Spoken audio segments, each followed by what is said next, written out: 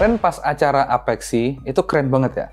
Bisa ada Ganjar, bisa ada Prabowo, dan sama Anies dalam satu frame. Itu asli kelihatan gimana gitu. Maksudnya ini kelihatan adalah perbedaan kualitas masing-masing kandidatnya.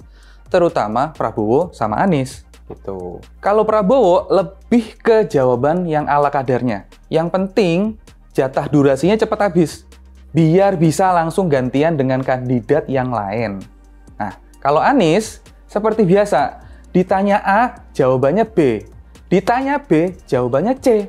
Ntar diputerin lagi ke A. Dan yang denger pun ikutan diajak gila itu. Kalau Ganjar ngomong, itu kelihatan yang paling santuy di antara para kandidat yang lain. Dia itu berani pasang badan dan berani tanggung jawab atas apa yang terjadi di tempatnya yang dipimpin dia. Ketika Ganjar bicara soal wadas, misalnya, dia nggak ngeles. Kalau sampai saat ini dia masih dibully soal wadas, dalam kesempatan ini Ganjar negesin kalau urusan wadas udah selesai, udah teratasi.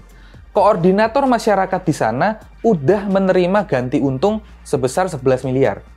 Terus kenapa masih ada aja yang ngebully Ganjar soal wadas? Ya itulah kalau orang yang salah pergaulan. Disuruh bergaul sama manusia, dia malah bergaul sama dedemit gurun. Jadinya yang ngaco lah gitu. Kita ke Prabowo sekarang. Prabowo ini kelihatannya nggak menguasai permasalahan bangsa ini, dan kerjanya itu cuma dompleng Jokowi. Dan setiap pemaparannya, ketika ditanya oleh Wali Kota Medan, Bobi Nasution, dia kan nanya tentang hal yang berkaitan dengan pengembangan bisnis dan UMKM. Prabowo kelihatan banget bingungnya dan linglungnya, dan waktu ngejawab tuh kayak gitu. Jadi saat ngejawab pertanyaannya itu, jawabannya juga ngambang, nggak tahu ngejawab apa. Yang pasti nggak ada jawaban konkret. Dan untungnya loh, saat ini meja yang di depan Prabowo nggak dipukul-pukul, jadi aman dari penganiayaan. Jadi Prabowo kali ini bisa menghormati hak asasi meja.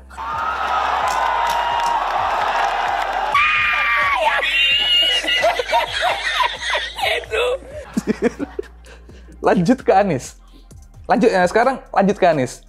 Penampilan Anies di acara itu seperti biasa. Omongannya tuh luar biasa dah, ngebingungin. Terus dirangkai jadi kata-kata yang indah, yang emang udah skillnya dia. Kalau dia bicara kesenjangan sosial yang dia temukan di Jakarta, pada saat dia keliling buat kampanye gitu, waktu maju di Pilkada DKI 2017 kemarin, dia bilang, kesenjangan sosial dan kemiskinan ekstrim di Jakarta. Dia bilang tata ruang Jakarta itu nggak direncanakan dengan visi misi tata kota yang baik. Dia itu mabuk atau gimana sih? Dia bisa mengidentifikasi masalah, tapi dia nggak bisa ngasih solusinya. Anies bilang menemukan banyak masalah di Jakarta. Nes, itu kan elu gubernurnya. Gubernur Jakarta kan elu. Elu ngomongin masalah yang elu bikin sendiri. Gini loh, kalau bicara soal masalah, tolong banget. Bicara soal solusi yang pernah dikerjain waktu menjabat. Anda tahu masalahnya, tapi pas ngejabat, nggak ada hasil apa-apa, dan nggak bikin apapun, dan nggak berbuat apapun. Terus sekarang Anda mengkritik hasil kerja Anda sendiri. Ampun Denis, gua kalau bicara soal ketimpangan sosial, oke. Terus dia ngapain aja? Janjinya dulu itu 200.000 lapangan kerja. 200.000 lapangan kerja baru gimana? Janji rumah DP 0% gimana? Janji busuk semua kan itu. Kalau Anies menepati janjinya, kesenjangan sosial di Jakarta pasti berkurang jauh. Belum lagi janji ngebuka ratusan ribu lapangan kerja baru. Jangan bicara soal ketimpangan sosial, tapi sebagai kepala daerah nggak berbuat apa-apa. Dikasih duit sama pemerintah pusat untuk memperbaiki ekonomi, malah bikin stadion yang nggak beres juga. Anies ini ternyata lebih lucu dari pelawak. Pelawak yang paling lucu pun kalah sama dia. Dia mengkritik Jakarta waktu dia jadi gubernur, dia nggak bikin apa-apa. Terus waktu dia nggak jadi gubernur, dia ngomong lagi hal yang sama seperti sebelum dia menjabat di Jakarta. Konsep Anda gimana sih, Pak? Terus ada lagi nih, Anies bicara soal ketimpangan ekonomi, tapi menggunakan ilustrasi lampu listrik di malam hari. Dia bilang, kalau kota tidak banyak lampu menyala, berarti daerah itu timpang ekonominya. Ini lebih aneh lagi.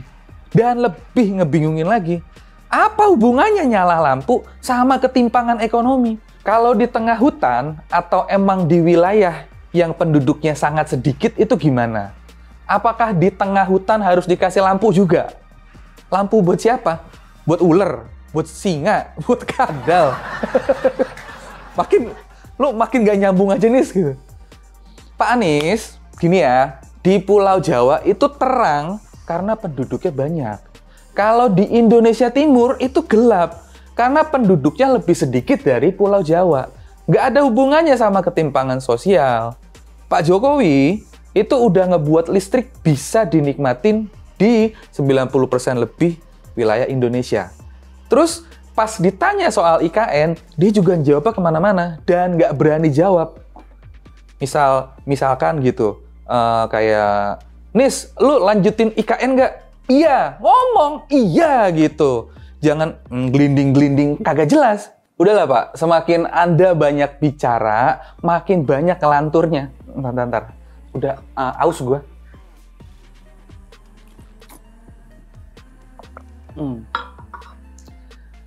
Acara Apeksi yang seharusnya meninggalkan banyak gagasan cemerlang yang membuat bau wangi, jadi baunya agak sedikit apek. Karena kelakuan dari 2 orang kandidat calon presiden kita, terutama ya Anies Baswedan. Ayo bentar. Kabarnya nih ya, setelah sesinya selesai, Anies nyari Prabowo loh. Cuma waktu itu Prabowo belum nyampe di tempat acara. Malas juga kayaknya si Prabowo ketemu Anies. Terus Anies nyari Prabowo buat apa? Apa mungkin mau bilang, Pak, maaf saya mengkhianati Bapak.